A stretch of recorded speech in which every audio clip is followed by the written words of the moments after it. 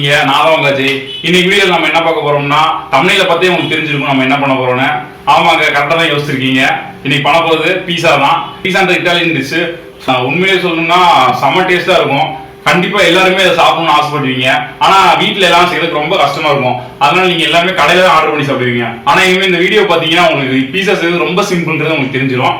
Friends, பீஸா செய்யறதுக்கு வீட்டில் microwave அவன் வேணும்னு நினச்சிட்டு இருப்பீங்க. ஆனால் அப்படி இல்லை, வீட்டில் உங்களுக்கு குக்கர் இருந்தாலுமே செய்யலாம் பீஸாவை. ஸோ இன்னைக்கு நான் வீடியோ என்ன பண்ண போறேன்னா, பீஸாவை மைக்ரோவேவ் அதே நேரத்தில் குக்கர்லையும் எப்படி செய்யலாம்னு உங்களுக்கு காமிக்க போறேன். ஸோ வாங்க வீடியோக்குள்ள போகலாம். ஆனால் இன்னைக்கு நான் செய்ய போகிறது இல்லை, எங்கள் அம்மா தான் இன்னைக்கு செய்ய போகிறாங்க. வாங்க பார்க்கலாம். பீஸா செய்கிறதுக்கு முதல்ல நம்ம ஈஸ்ட்டை ஆக்டிவேட் பண்ணணும். அதுக்கு முதல்ல ஒரு பவுலில் ஒரு கிளாஸ் வாட்டர் எடுத்துக்கணும்.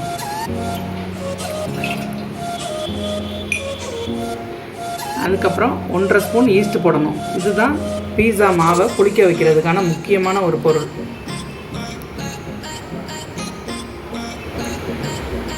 அடுத்து 1 ஸ்பூன் சுகர் எடுத்துக்கலாம். இதையும் இதில் போட்டுடலாம். இந்த மூணையும் நல்லா ஒன்றா கலந்து விட்டுடலாம்.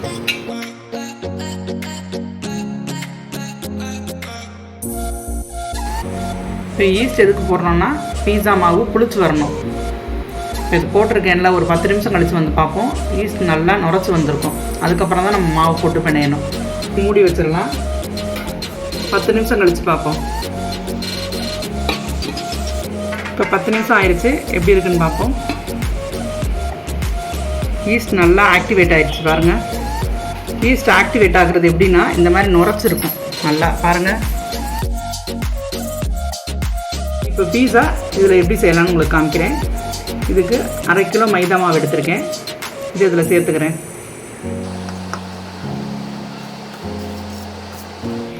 இப்போ கொஞ்சம் ஆயில் ஊற்றிக்கிடுவோம்.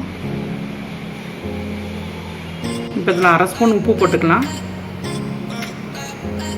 இதை நல்லா ஒன்றா சேர்ந்து பிணைந்து விட்டுருவோம்.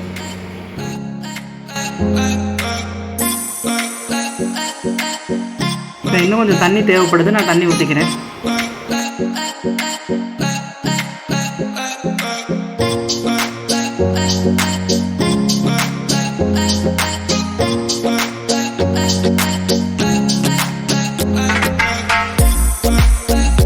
சப்பாத்தி மாவோட கொஞ்சம் லூஸாக பிணைஞ்சு வச்சுக்கணும். இப்போ இதில் லைட்டாக கொஞ்சம் ஆயில் அப்ளை பண்ணிடுவோம் மேலே.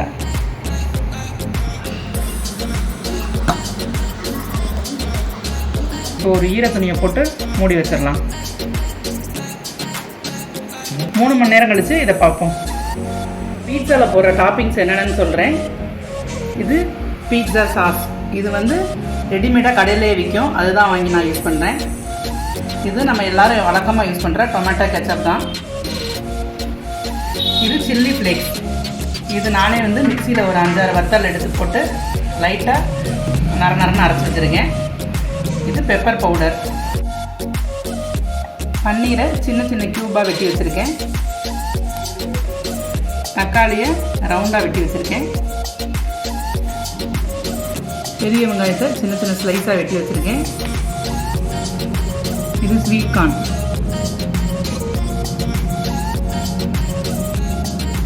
இது குடமிளகா. இதையும் சின்ன சின்ன ஸ்லைஸாக வெட்டி வச்சுருக்கேன். அடுத்து மிக்ஸ்டு ஹெர்ப்ஸ் 2 ஸ்பூன் வச்சுருக்கேன். சீஸை துருவி எடுத்து வச்சுருக்கேன். குக்கரில் பீட்சா எப்படி செய்கிறதுன்னு சொல்கிறேன். ஒரு குக்கர் எடுத்துகிட்டு அதில் சால்ட்டு போட்டுக்கோங்க. அதுக்கு மேலே ஒரு வயர் ரேக் போட்டுக்கோங்க. இதை சிம்மில் 15 நிமிஷம் ஹீட் பண்ணணும்.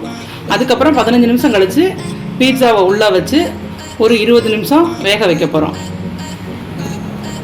அதே நேரத்தில் ஓவனில் இப்போ பண்ண போகிறோம். அதனால் ஓவனை 180 டிகிரிக்கு 15 நிமிஷத்துக்கு ப்ரீ ஹீட் பண்ண போகிறேன். இப்போ இந்த 15 நிமிஷம் கேப்பில் பீட்சாவை ரெடி பண்ணிடலாம். இப்போ 3 மணி நேரம் ஆச்சு. மாவு எப்படி இருக்குன்னு பார்க்கலாம். பாருங்க, மாவை நான் அமுக்கி காமிக்கிறேன்.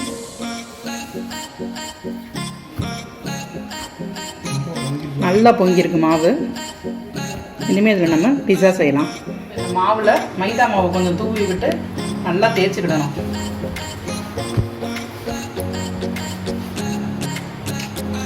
இதை 4 பங்காக பிரிச்சுக்கலாம்.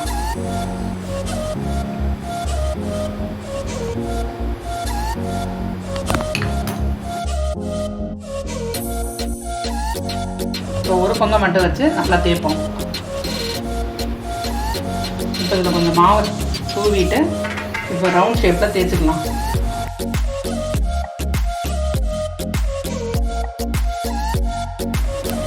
இப்போ ஓரத்தை கரெக்டாக ரவுண்ட் ஷேப் வச்சுடுவோம். இதை ஒரு பிளேட்டில் வச்சிடலாம். இப்போ மாற்றி பிளேட்டில் கொஞ்சம் மாவை தூவி விட்டுக்கிடுவோம்.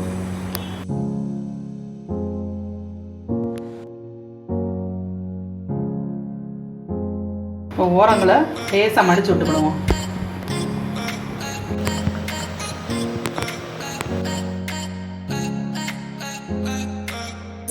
ஒரு ஃபோக் வச்சு நல்லா குத்தி விட்டுருலாம் எல்லா இடத்துலையும்.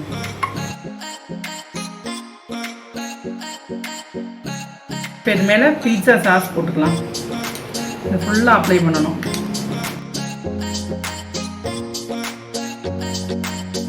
இப்போ அடுத்து சீஸ் போட்டுக்கலாம் இது மேலே.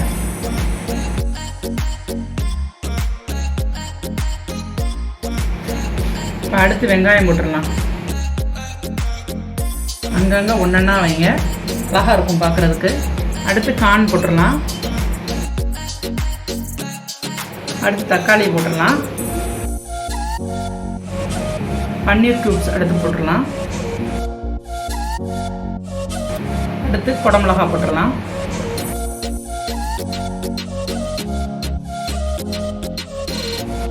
அடுத்து திரும்பியும் கொஞ்சம் சீஸ் போட்டுக்கலாம். சில்லி ஃப்ளேக்ஸ் கொஞ்சம் தூவி விட்டுக்கலாம். கொஞ்சம் பெப்பர் பவுடரும் தூவி விட்டுக்கலாம். மிக்ஸ்டு ஹெர்ப்ஸ் கொஞ்சம் தூவி விட்டுக்கலாம். கெச்சப் எடுத்து இதில் ஊற்றிடலாம். லைட்டாக அங்கங்கே அப்படி தெளித்து விட்டுருங்க. இப்போ குக்கர் வந்து 20 நிமிஷம் ஆச்சு வச்சு நல்லா சூடாகிடுச்சு. இப்போ இதை உள்ளே வச்சிடலாம்.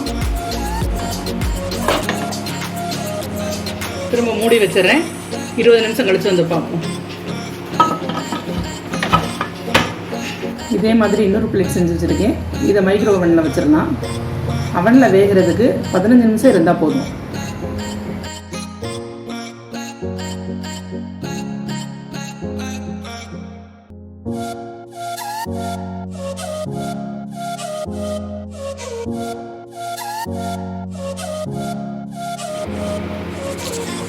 இப்போ 20 நிமிஷம் ஆச்சு. வெந்துச்சான்னு பார்க்கலாம்.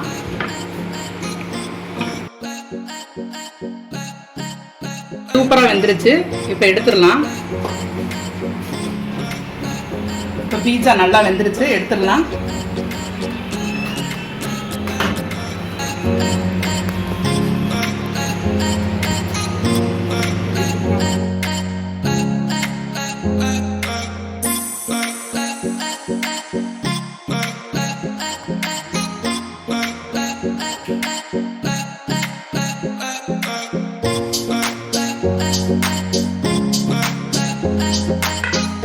பீஸா ரெடி ஆயிடுச்சு. வாங்க அது எப்படி இருக்கு டேஸ்ட் பண்ணி சொல்றேன். ஃப்ரெண்ட்ஸ் எப்படி சீஸ் எப்படி சூப்பரா இருக்குன்னு பாருங்க.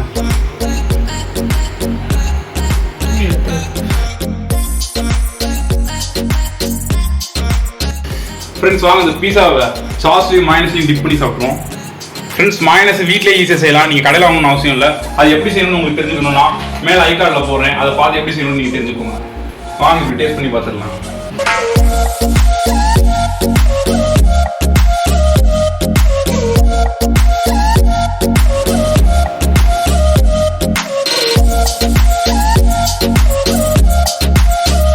பீஸாவோட டேஸ்ட் ரொம்ப அருமையா இருந்தது. கண்டிப்பா நீங்களும் ட்ரை பண்ணி பாருங்க. இதுக்கு முன்னாடி நான் கடையில் வெளியே வாங்கி பீஸா சாப்பிட்டுருக்கேன். ஆனால் இப்போ செஞ்ச பீஸாவும் அந்த பீஸாவோட டேஸ்ட்டும் ஒரே டேஸ்ட் தான் இருந்தது. நீங்களும் கண்டிப்பாக அதை ட்ரை பண்ணி பார்த்து உங்கள் ஃபீட்பேக் எனக்கு சொல்லுங்க. இதே மாதிரி வேற ஏதாவது ரெசிபி உங்களுக்கு வேணும்னு தோணுச்சுன்னா எனக்கு கீழே கமெண்ட் பண்ணுங்க. கண்டிப்பாக நான் அடுத்த வாட்டி செய்ய முயற்சி பண்ணுறேன். உங்களுக்கு இந்த வீடியோ பிடிச்சிருந்தா லைக் பண்ணுங்க, கமெண்ட் பண்ணுங்க, மறக்காம கீழே சப்ஸ்கிரைப் பண்ண அமைக்கிறேன்.